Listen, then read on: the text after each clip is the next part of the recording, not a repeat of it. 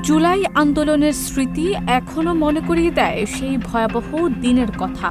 ঢাকা সহ অন্যান্য জেলার পাশাপাশি বরগুনায়ও পুলিশের লাঠিচার্জ এবং ক্ষমতাসীন দল আওয়ামী লীগের বিভিন্ন অঙ্গ সংগঠনের রক্তচক্ষু, এমনকি হুমকির বাধা উপেক্ষা করে আন্দোলন করে শিক্ষার্থীরা।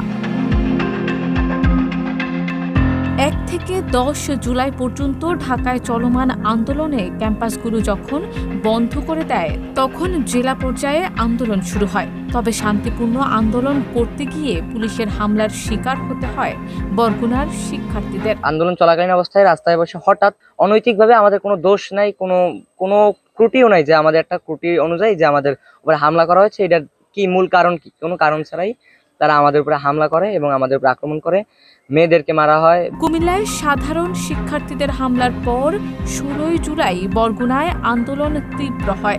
আর এটা ওইটা না, কাপড় ধোয়ার একটাই সলিউশন, চাকা অল ইন ওয়ান। আন্দোলনে বরগুনা থানার ওসির নেতৃত্বে পুলিশের বাধা, লাঠিচার্জ সহ ছাত্রলীগের হামলা চলতে থাকে। সেদিনের আন্দোলনে পুলিশ মেয়েদের উপরও চড়াও হয়। তৎকালীন সময় ওসি এবং ডিবির ওসি দুজন এসে আমাদের সরায় দেয়, ধাক্কা দিয়ে সরিয়ে দেয়, এবং আমরা যখন না সরতে চাই তখন সে তৎকালীন ছাত্রলীগ গুন্ডাদের বলে, এখন তোমরা শুরু করো, আমরা সরে যাচ্ছি। তখন আমাদের উপর হামলা হয়। তবে সব বাধা বিঘ্ন উপেক্ষা করে আন্দোলনে একাত্মতা জানিয়ে অংশ নেয় নারী শিক্ষার্থীরাও।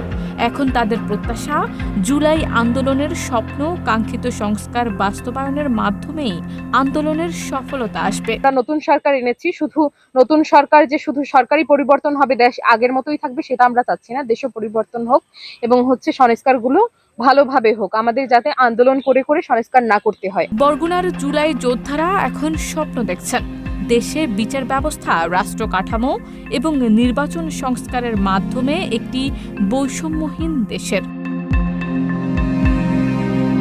শারমিন নিশু, ঢাকা পোস্ট।